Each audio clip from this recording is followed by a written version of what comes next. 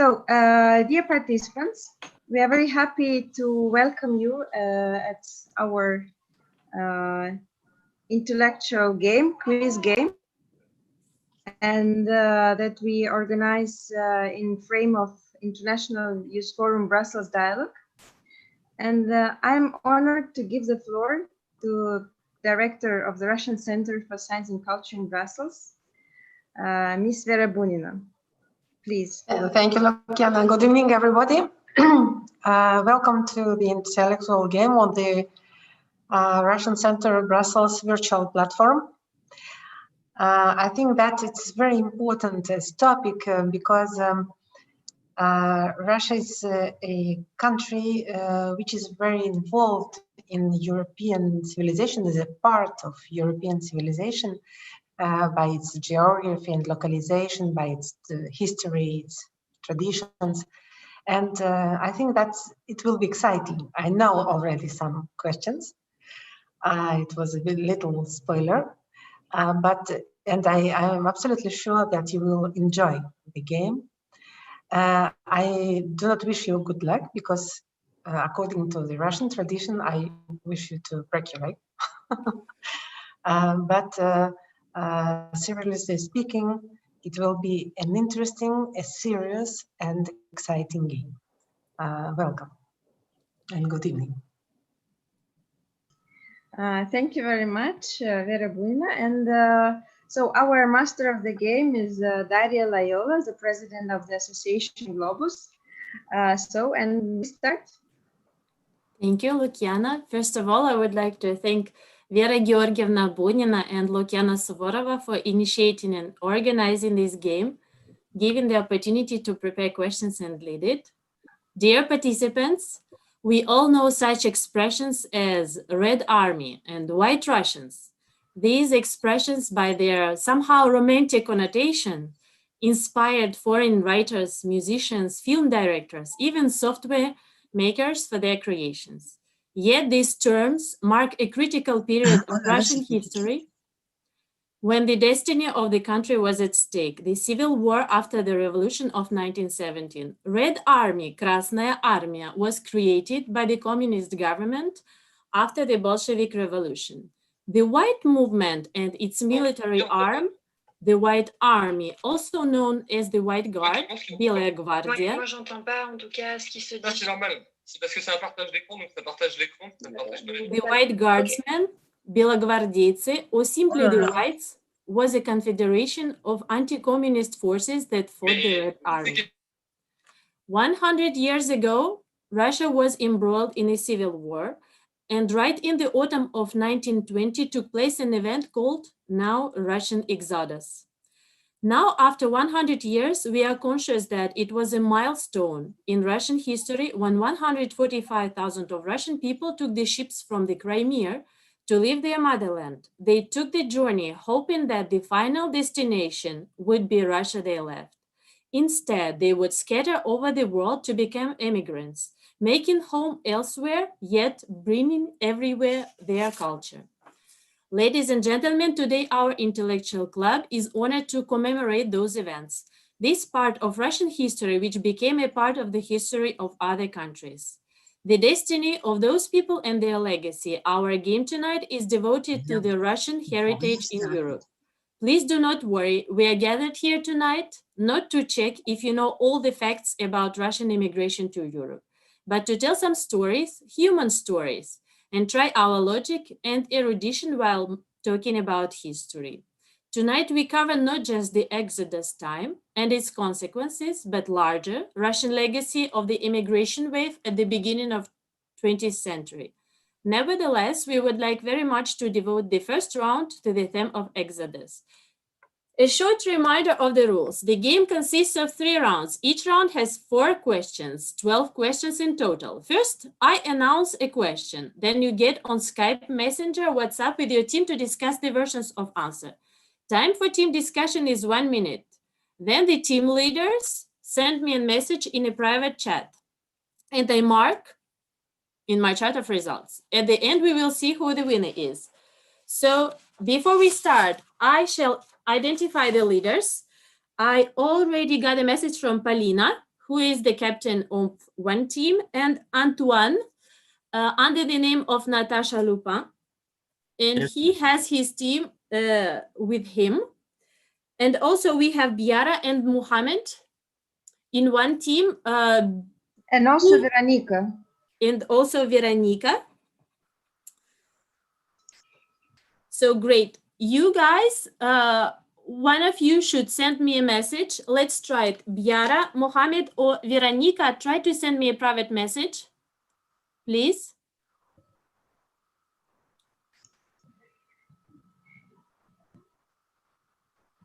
Do we have anybody else who has no team and would like to join? Okay, I got the message from Biara that Mohammed is a leader. Okay, Mohammed, so when I announce a question and when you are ready after 1 minute to give me an answer, please send it in a private message. I will check on it and I will report it with you. So let us begin. Round one, question number 1. Luciana, I would like to ask you to start the presentation, please. Il n'y a pas une traduction en français. Yes, we are 6 members in our team. We are Igor, Clémence, Hélène, Valentin, Natasha, and me. Okay. And we are very enthusiastic to play at this game and to share this moment with you. Thank you. Thank you, Antoine. Let's begin then. Okay, question number 1. The 16th of October 1920, the last ships of the White Army forces, along with all civilians willing to stay with the White Guardsmen, left Crimea, their motherland. The commanding general of the White Army in southern Russia, Pyotr Nikolaevich Wrangel, was the leader and organizer of the evacuation of the Crimea, and he left among the last on board of the cruiser Valdez-Rousseau. That day, Wrangel wrote in his diary, at 2 p.m., Valdez-Rousseau took off shooting the 21 fireworks, the last salute for the Russian flag in Russian waters. Farewell, motherland. A 21-gun salute is the world's recognized salute performed by the firing of cannons as a military honor. It marks as well a national holiday or gives special honors to persons or events. The history of 21-gun salute for Navy was introduced at the end of the 15th century by England. At that time, the salute used all the guns on one side and their reloading took a lot of time. The question is, what message a sea ship could send to another by firing 21-gun salute? What was the meaning of that message? You have 1 minute to discuss with your team.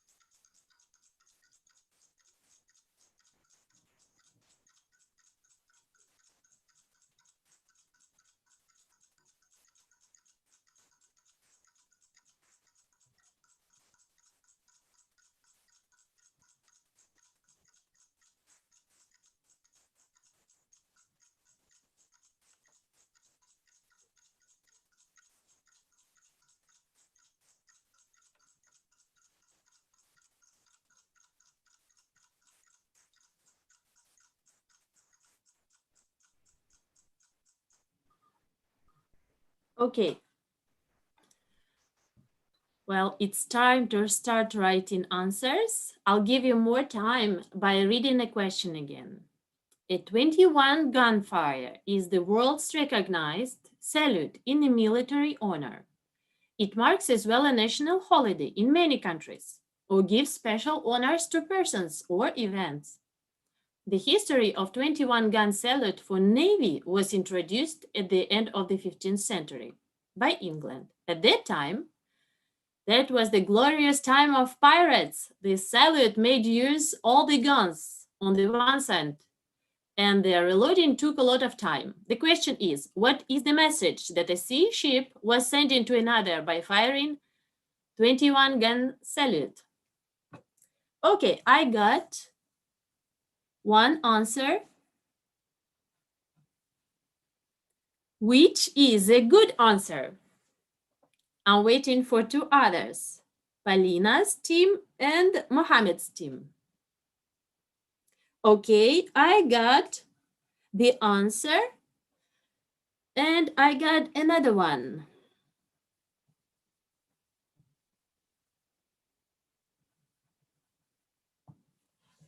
Okay, so Palina, what do you think? If the ship fires all the cannons, what happens? Do you activate your sound? We are just thinking about it, and really, that's quite a difficult question to understand and to respond. We don't know the answer. Okay, yes, indeed. We started very hard. It is a difficult question. Well, at that time, 15th century, it was the golden age of pirates. And when you spend all your fires, you are disarmed. So the answer is peaceful intentions. The salute ritual was a kind of disarmament as a proof of the peaceful intentions of the ship, placing oneself in an unarmed position and therefore in the power of those being honored. This is the same message as a dropping of the point of the sword, presenting arms, discharging cannons. Since cannons then required a considerable time to reload, the ship was effectively disarmed, signifying the lack of hostile event. All right, let's move to another question. Well, I have a question for Antoine. Antoine, can you hear me? Yes, I hear you. Okay, when you are not in a good mood, when you are sad, upset, what do you do to make yourself happy? Yeah. What is your happy activity? I'm full of hope. You're full of hope, so you play games. Okay. Полина, а вы что делаете? What do you do? Полина, what do you do? When I'm upset? Yes. I'm working. You're working, okay. Mohammed, what do you do? Can you hear me? Yeah, of course. Like I'm volunteering when I feel sad. Okay, you are volunteering. Okay, that's good. So I have a question for you then, which is related to Russian history. So the first destinations of Russians in exile after departure from Crimea was the island Lemnos and then the Gallipoli Peninsula in the European part of Turkey. Despite of the hard conditions of living in the camp in the wild steppe, the hunger without any roof above the head, the white guards were trying to keep their spirits. The General Alexander Pavlovich Kutepov, in charge of the Russian camp in Gallipoli, was doing a lot to provide the campers with the nutrition and medical help, yet it was very hard to survive. In order to escape from the difficult reality and cheer themselves up in Gallipoli, the campers were organizing this. What did they do? You have 1 minute, ladies and gentlemen.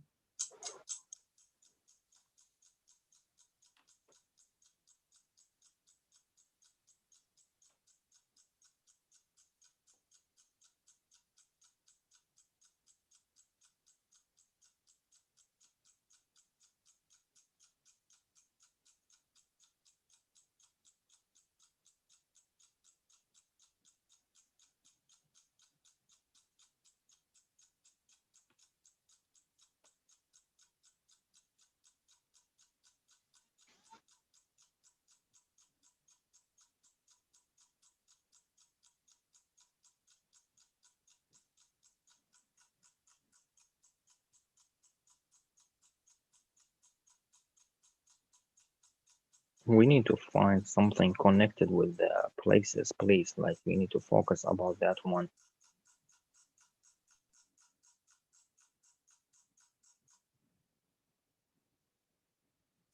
Okay, since it is a difficult question, I'll give you 30 seconds more.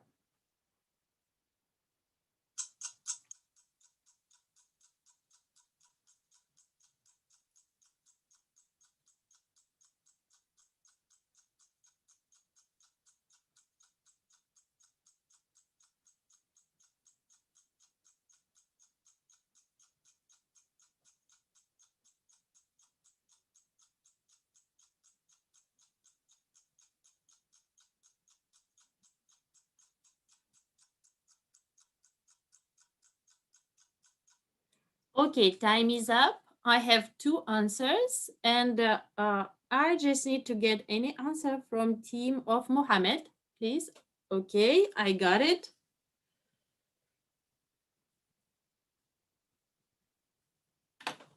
Okay, I've got 3 answers, and one of them is very close to the truth. So they organized sports competition. They played football, and also you can see.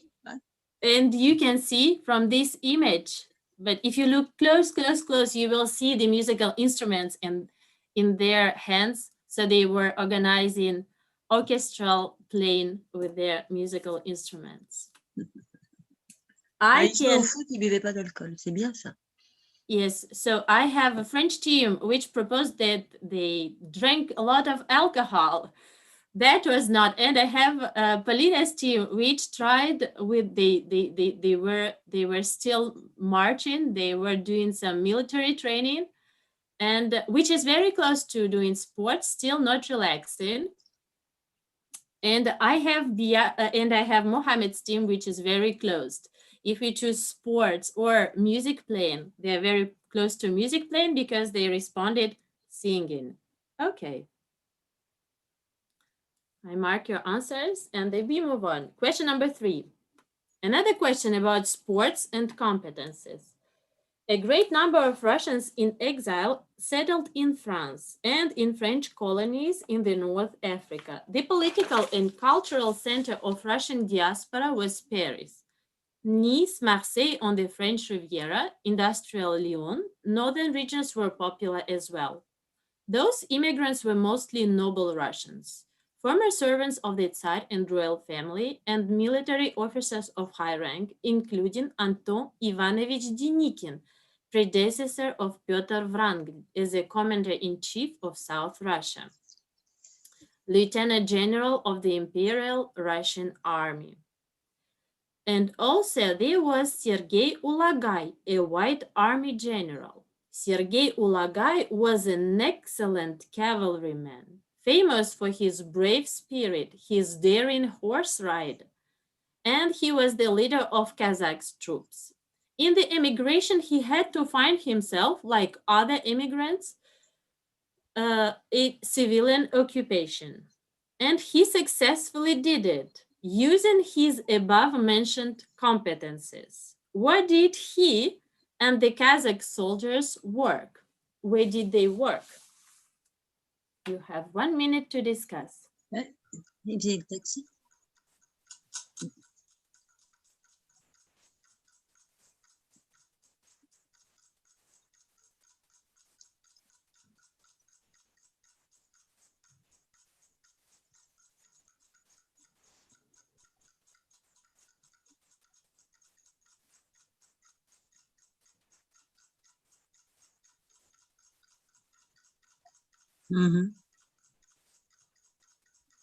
Oui, c'est une bonne idée, ça c'est sûr que ça va tout à fait, ça colle bien, mais bon, ouais, les taxis, c'est encore autre chose, ça, c'était après.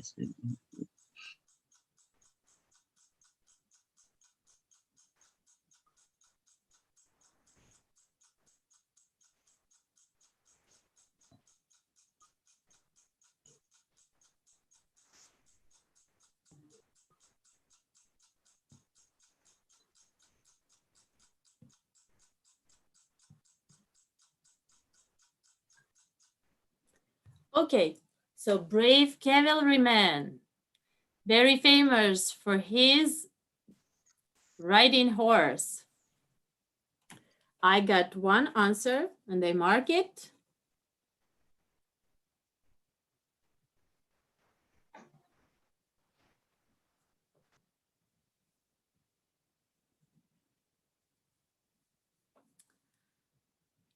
Okay. Other answers, please.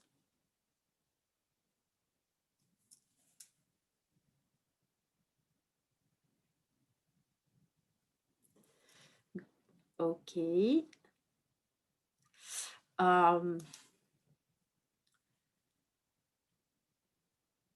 That's a nice try.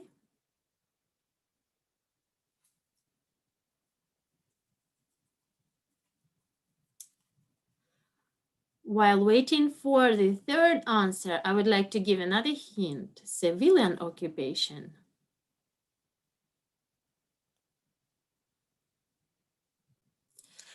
I got a private message which was supposed to be for the team, I guess, from Natasha. I'm still waiting for Mohammed's answer, please.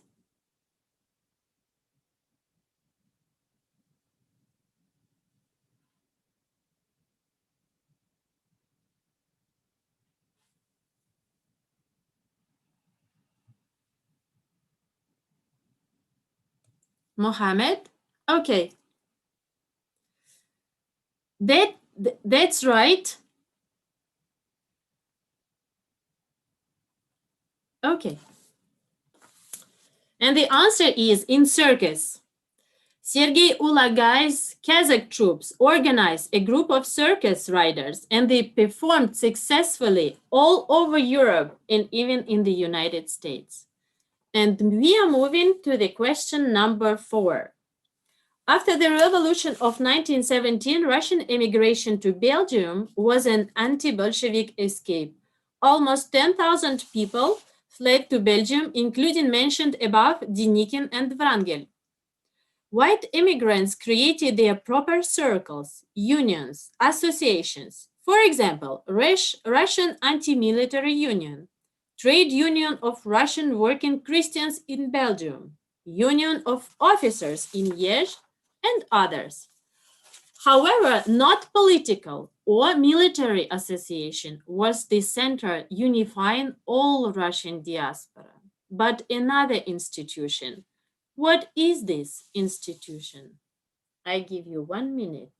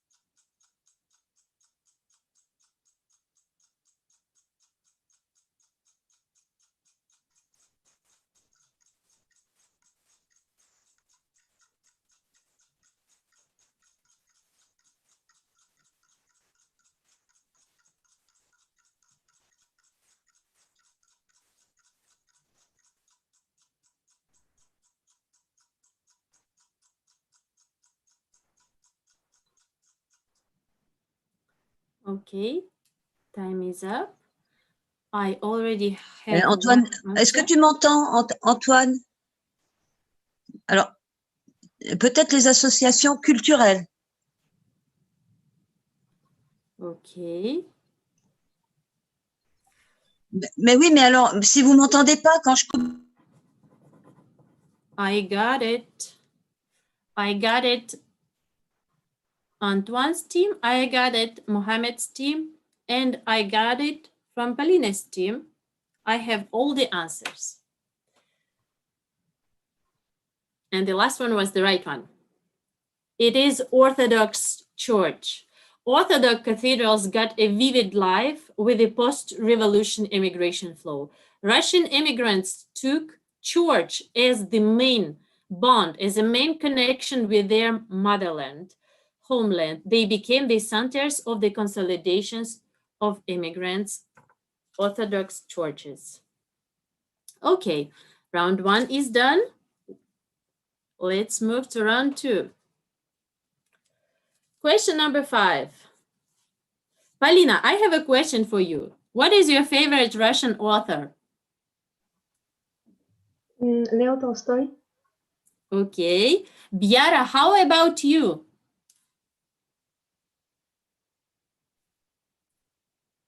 If you can hear us. Sorry, yes. Could you please repeat? Yes, what is your favorite Russian writer? My favorite Russian writer is Dostoevsky. Okay, thank you. How about Antoine? Antoine?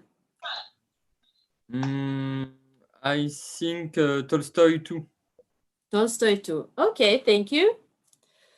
So, in 1933, Ivan Bunin was the first Russian writer awarded the Nobel Prize for Literature. Best known for his short novels, The Village and Dry Valley, his autobiographical novel, The Life of Arseniev, the book of short stories, Dark Avenues, and his diary, Cursed Days, Bunin was a revered figure among white immigrants. He was viewed as a heir to the tradition of realism in Russian literature established by Tolstoy and Chekhov. Bunin left Russia in 1920, being a citizen of Russian Empire. After, he lived in France, yet he never got French citizenship. The tradition of awarding the prize required to fly the flag of the state of which the laureate was a citizen. Therefore, the organizers of the ceremony of Nobel Prize were in great difficulty. Which flag did they use? You have 1 minute.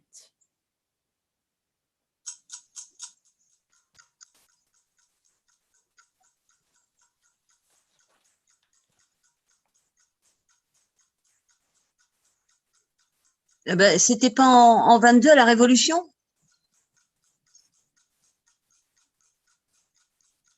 Mais oui, mais je ne sais pas parce qu'il y a 36 micros.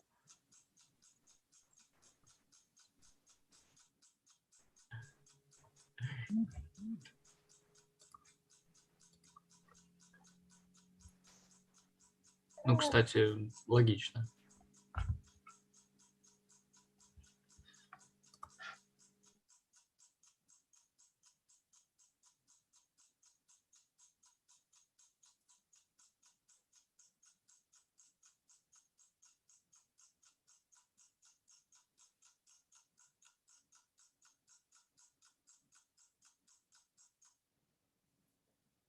Okay, time is up. Ladies and gentlemen, please your answers. I already got 1.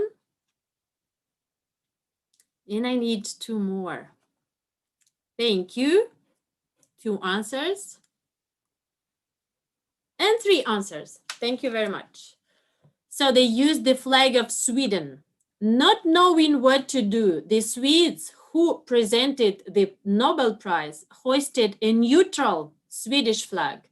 Bunin left the RSFSR, being a citizen of the no longer existing Russian Empire, and as a result could not have Soviet citizenship since the USSR appeared only in 1922. So they used a Sweden flag.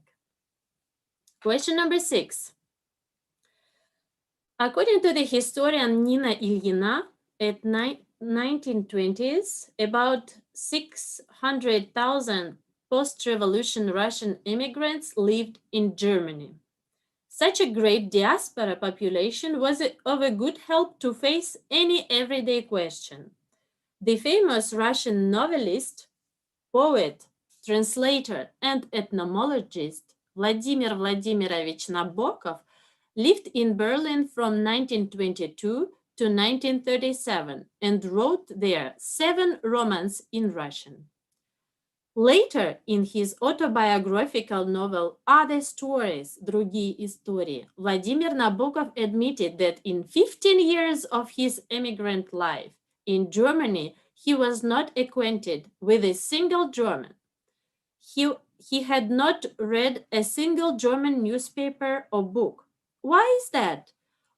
What was the reason of this lack of integration? You have 1 minute to discuss.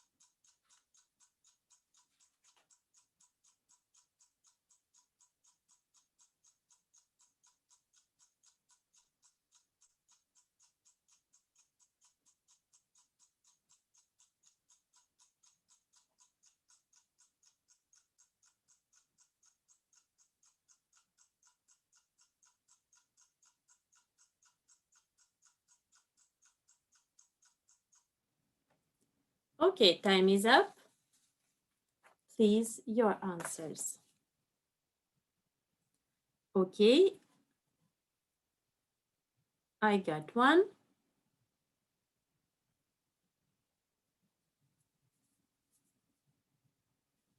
I got the second one.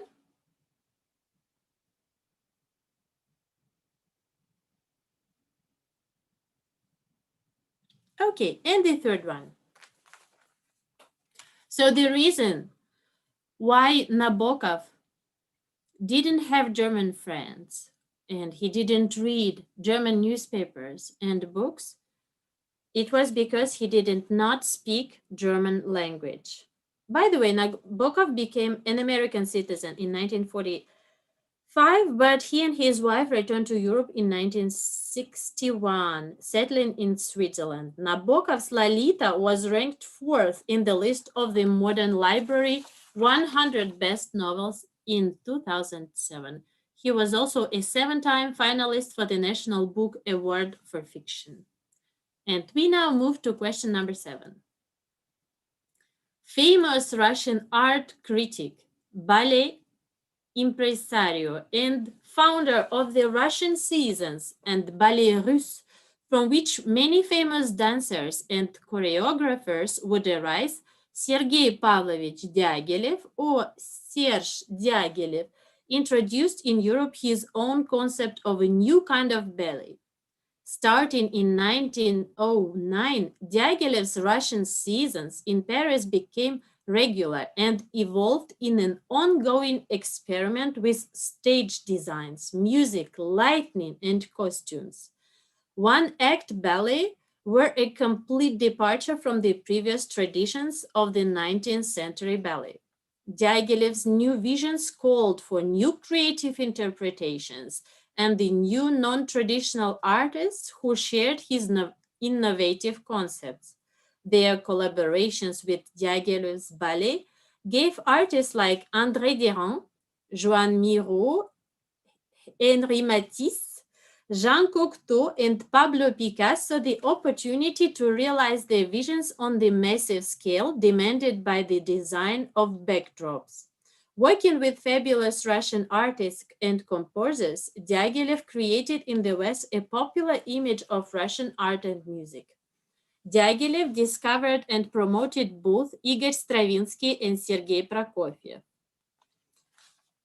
And he worked with many other Russian creators and designers, poets, and others, defined the opulent, exotic look now associated with the Ballet Russe.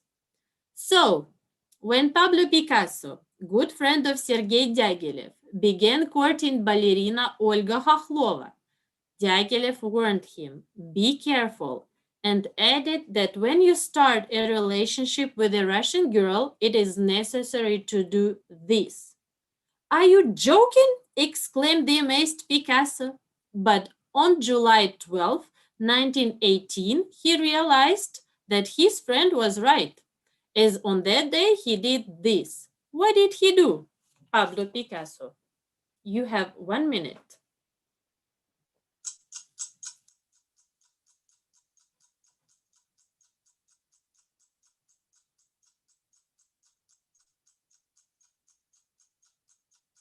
Ну, это просто такое чисто.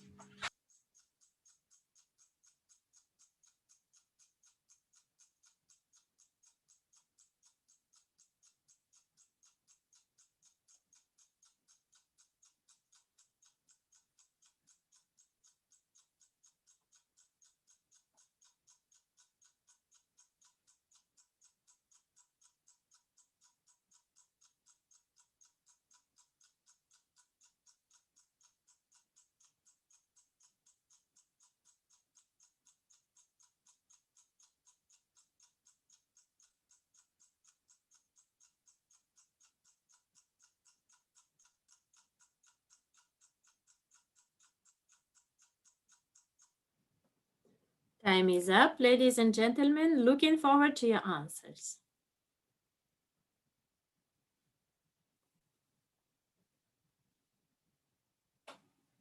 Okay, I got already 2 answers. The third one, and I announce it. Okay, thank you. All the 3 teams were right. So the answer is Picasso got married. As Diaghilev said, be careful, my friend. With Russian girls, you have to get married. So yes, indeed, Russia is a traditional country and the institution of marriage is very important. Question number 8. Another question about ballet and football. After Andrei Zarshavin's successful debut in the Champions League for Arsenal, the commentator noticed that they had begun in England. It is known that they took place in another European country in 1909. Call them in 2 words. You have 1 minute.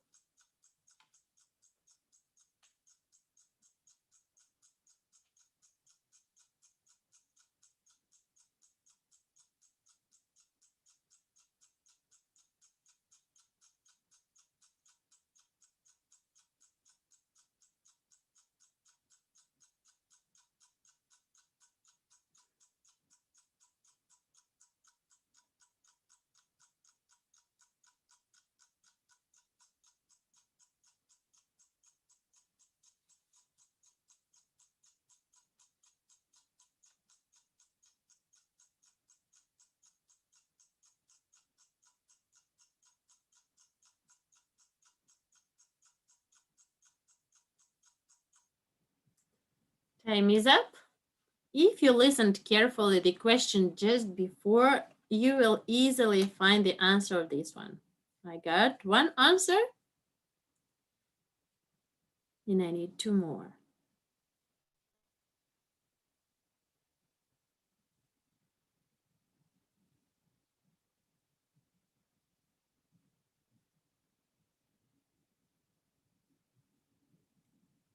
So, Sorbonne's team. Okay, I got it. And Mohammed's team.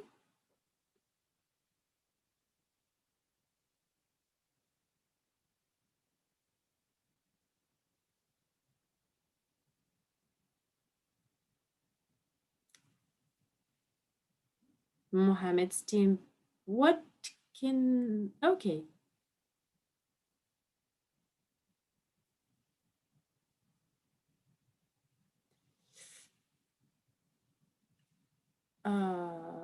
Biara, would you like to take the floor? Would you like to ask me a question? Or Mohammed, would you like to precise something?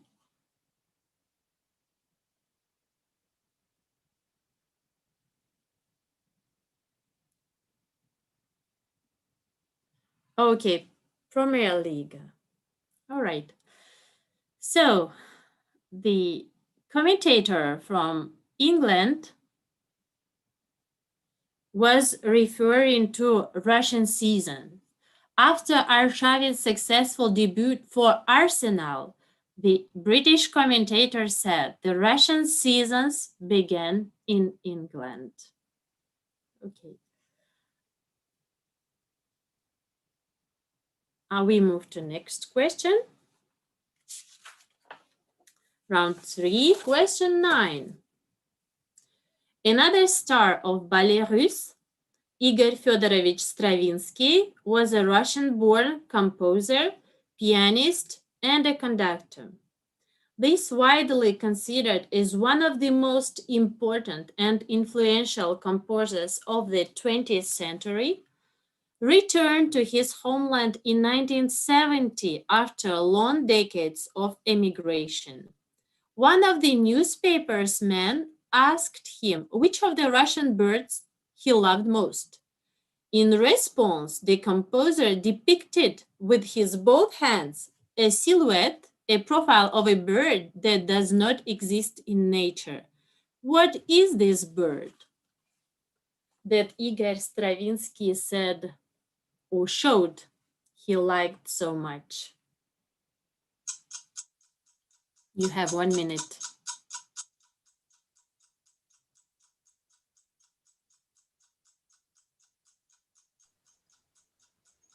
Antoine, l'oiseau de feu.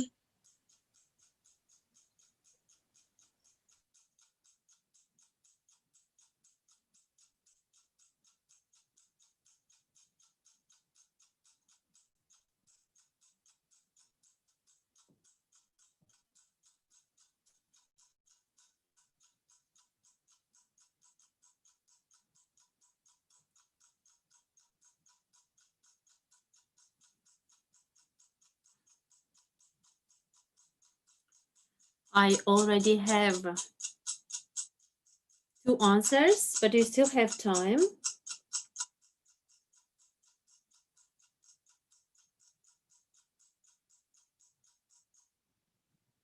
And now time is up.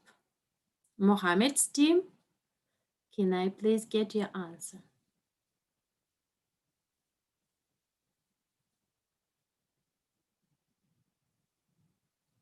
It's a tricky question. Thank you, Mohammed. It's a very tricky question because Igor Stravinsky was the author of Firebird, Жар птица, Oiseau de feu. But this is not the right answer. That's why I gave you a hint. I put on the slide as an emblem of the Soviet Union. So Igor Stravinsky was back to the Soviet Union, and the Soviet newspaperman asked him which bird he likes, and he showed the 2-headed eagle, the emblem of the country that does not exist anymore, the emblem of Russian Empire, and now the emblem of modern Russia. So the answer is double-headed eagle. Stravinsky made the 2-headed eagle the emblem of Russian Empire. We move to the next question. Paulina, do you drive a car? Yes, every day. Was it difficult for you to learn? Well, with my dad, no, I should say. Yeah, it's good to have someone close to help us with driving during our first steps. Yes, absolutely. Okay, and well, another great composer, Sergei Sergeyevich Prokofiev, famous by ballet russe, and for his opera, now we changed the question, yes. The Prodigal Son, played in Paris in 1929, the creator of acknowledged masterpieces across numerous music genres, found himself in emigration after the revolution. He lived in France. First United States, then Europe, and then visit to the Soviet Union in 1927, and they returned to Russia in 1936 for a permanent settle. So he was finally back. But when Prokofiev bought his first car while in immigration in France, and consciously learned to drive along the quiet streets of the Parisian suburbs, rumors circulated that his financial affairs were very, very bad, although the car was, I must say, luxurious. It is the presence of another man in the car that caused the rumor. We are not asking you who that man was, but what was his profession. You have 1 minute.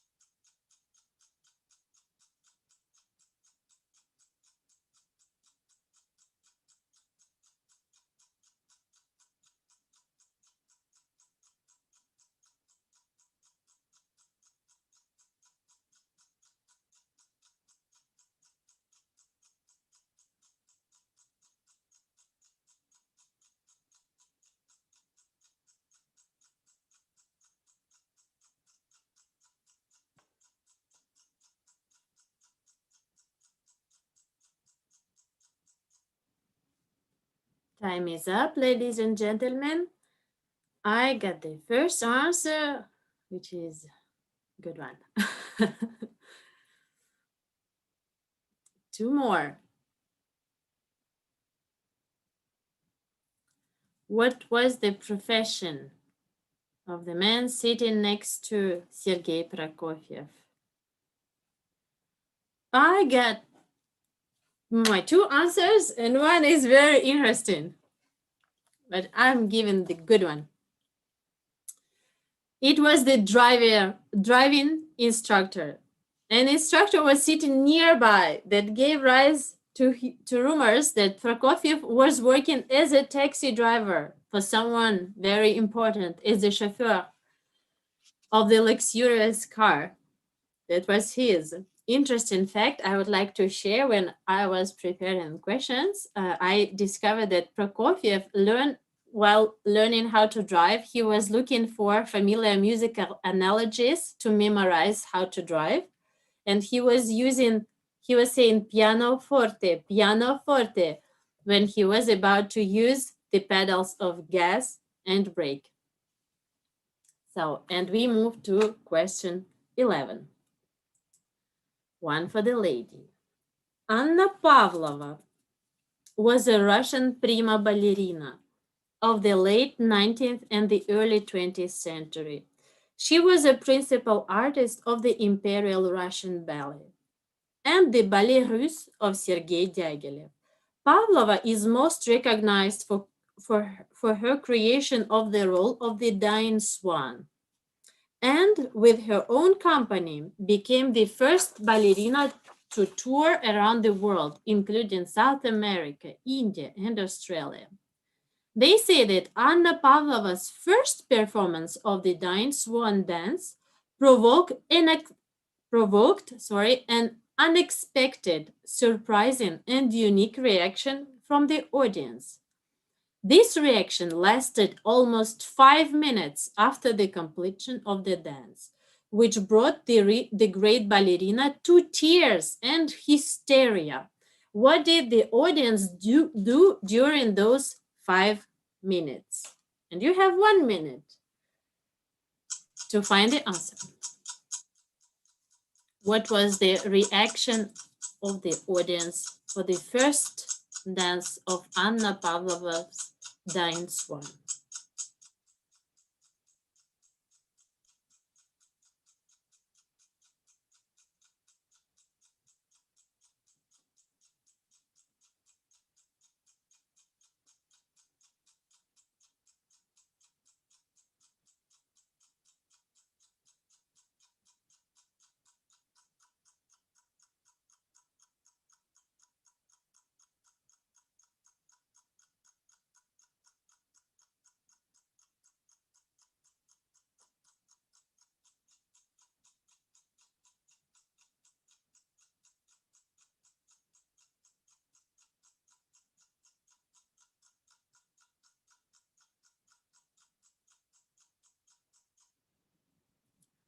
Time is up.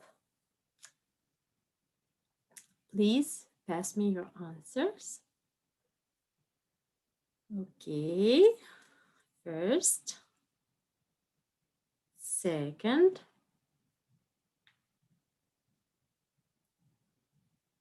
third. Okay. The answer is they were completely silent for 5 minutes. Such was the shock of the audience. And only 5 minutes later, the standing ovation began. All these 5 minutes, Pavlova backstage cried out in tears. Why are they not applauding, not whistling, but they are silent? So when I'm saying this, I even have some emotion coming. I think it was more than spectacular, genius dance. So we get right answers. You might know that the meringue cake, popular in Australia and New Zealand, is called pavlova. The lightness and the snow white color of the meringue imitates a ballet tutu. However, I'd like to share another interesting fact. A special variety of white tulips, Anna Pavlova, was created in honor of ballerina, and the tulips look like swans with folded wings. She got the bucket of these flowers named after her on the 17th January of 1931 in Holland, tulip country, and it was her last working tour. Happily she got it. Question 12, the last one, and another one for the ladies. Anna Marly, born Anna Yurievna Bitulinskaya, was a Russian-born French singer and songwriter. Born into a wealthy Russian noble family, Marly came to France very young, just after her father was killed in the aftermath of the October Revolution. She is best remembered as a composer of the Chant des Partisans, a song that was used as an unofficial anthem of the Free French forces during World War II. The popularity of the Chant des Partisans was such that it was proposed as a new national anthem after the war. The song was written in the winter of 1942 in London in Russian language and dedicated to Russian partisans. Then Joseph Kessel and Maurice Drouin heard it performed by Anna Marly and wrote a French text. They broadcasted the melody on the waves of the Air Force radio station, gained national and then worldwide fame. It became the anthem of the French resistance, along with the Marseillaise, which was banned by the Nazis. The Nazis used the jammers of radio waves, so the singing would not be heard by French listeners. Yet, Anna Marly managed to overcome this obstacle. How? You have 1 minute.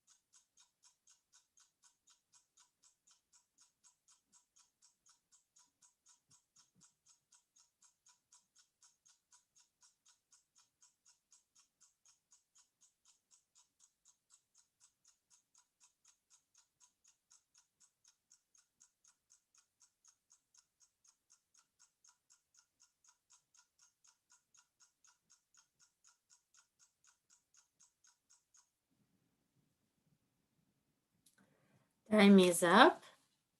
Now to give me answers. So it is not a very easy question, but it is a very interesting fact and well known right now. The hint for you in the question is the word melody. Looking forward to your question, to your answers.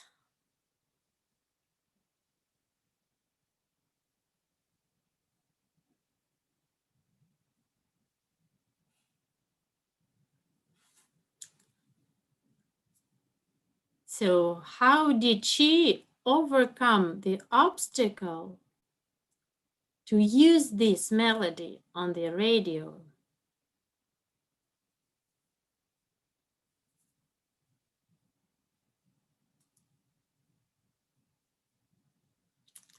Okay, I've got 3 answers. And since it is the last question, I shall say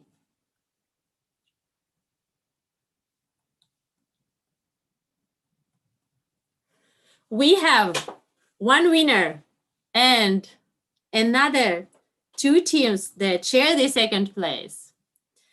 And I would like to announce the results. May I? Luciana, are you ready? Yes, yes, please. Are you ready to know the results of our game? So, the second place, the second best result was shared between Antoine's team and Mohammed's team that got both 1, 2, 3, 4, 5, 1, 2, 3, 4, 5, 5 points. And Palina's team forward with 1 point more, 6 points in total. And the winner of our game is Palina's team. Congratulations. Yeah, congratulations. And you. thank you, Palina. And I didn't say the answer. I got it for last minute. So Anna Marley, during the hard war time when the Nazis were using jammers, so they couldn't hear her song playing on the radio, she was whistling it. Thank you very much for your right answers. Yeah, great. So thank you very much for this very great game. And first I would like to ask you, Daria, so were there some questions that nobody answered, or maybe only one team answered, or? Well, the funny thing is that only one question every team answered right. The question about Pablo Picasso getting married. So this was the favorite question, probably. Very easy one. And the most difficult question was the question about double-headed eagle. It was a tricky one. Igor Stravinsky wrote an opera, Firebird, Жар птица. That's why it was the answer. All the others, surprisingly, one team answered right, 2 others not. And they somehow dispatched the right answers throughout the game. It was very interesting, indeed. Yeah, okay, thank you so much. And the question to participants, so what do you think about the questions? Was it complicated? Was it easy? Did you get something new? Yes, may I share my thoughts? Thank you for this amazing game. It was very useful. I've learned lots of new things. Yes, the questions were difficult, but somehow we could answer. I think these questions is logical. And so in order to be able to answer to all of them, just people should know everything, like in literature, art, and other stuffs. Just read books maybe dedicated to these topics.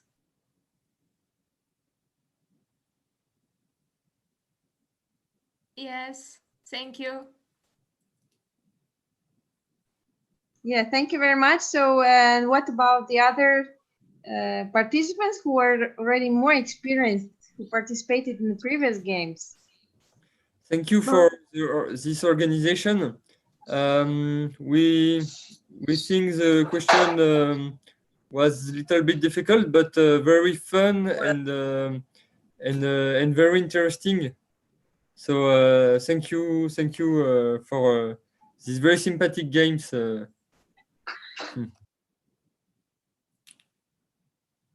Thank you. And the Palina's team? Thank you for the organization of this game.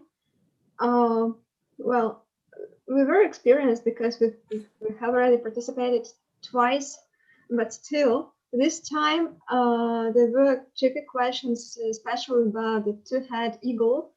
And really, what I found more, that while learning, while answering this question, while announcing this question, we learn history. We are trying to analyze not only the text, but the correlation between the text and pictures, and logically to elaborate the right answer. And that is really great. Thank you so much. And thank you to other participants, because without this huge game, I suppose it wouldn't be so fun. Yeah, that's true. So I would like to thank our master of the game, Daria, who is a really very insightful person. You did a great job during this year. We had, I think, fantastic games, very, very interesting. And it's a great pleasure and honor for us to cooperate with you. Pleasure is mine. I share it completely. And I would like to thank all the teams, of course, for participating. We still have some presents left in our Russian Cultural Center. Actually, due to pandemic reasons, we still not able to deliver them. Actually, we already have some other books for Palina's team. But we hope that in 2021, we will be able to meet and to make a present. And what actually else I would like to say that during this game we have also books for you about, because we were speaking about Russian heritage in Europe. So there are going to be some albums about Russia, very nice one. And we will also deliver them to the all actually participants, because this is December. It's the months before New Year's Day, and New Year's Day is well known for different presents and gifts. So we would like to thank all participants, and we have some books, and we will also try to deliver them as soon as possible. And so this was the kind of final game in 2020, but we are looking forward in 2021. Of course, it would be very nice to meet in person, and because we had at the beginning of this year also chance to meet in the Russian Cultural Center, and also this was our first game. Yes, very, very interesting, and there were many participants in the conference and the concert room of the Russian Center at that time, and it was really great. And we're very lucky that we were able to transform this format in online. That is also very interesting. So thank you everybody for participating, for your interesting answers, and thank you so much, Daria, for such a great job and such a wonderful session of games during this year. And actually we spoke with our colleagues. Yulia is here, I saw. Yes, I'm here. Yes, actually Yulia gave an idea to organize another game dedicated to European heritage or European presence in Russia. That also could be interesting. Yes. So there are many other topics to discuss. We have many different memorable dates in 2021. So you're very welcome. And dear participants, if you have any ideas also about topics, about the format, you're always welcome. That's it. So we wish everybody good time, good December, and we will see soon. Actually, also on 16 December, I would like to announce another event. We are going to have an online meeting, and we are going to sum up the results in the youth field in 2020.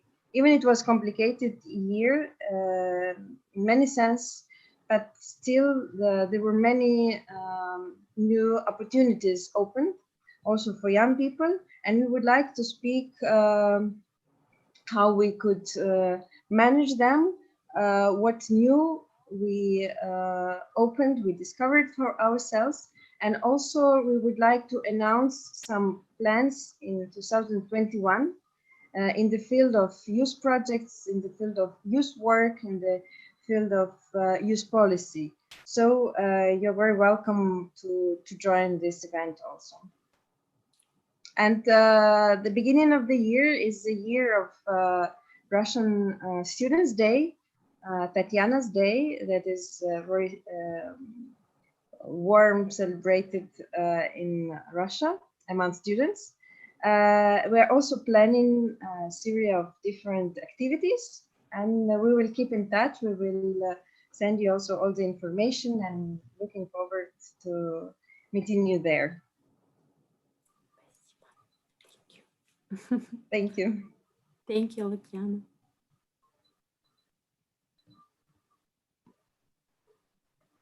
So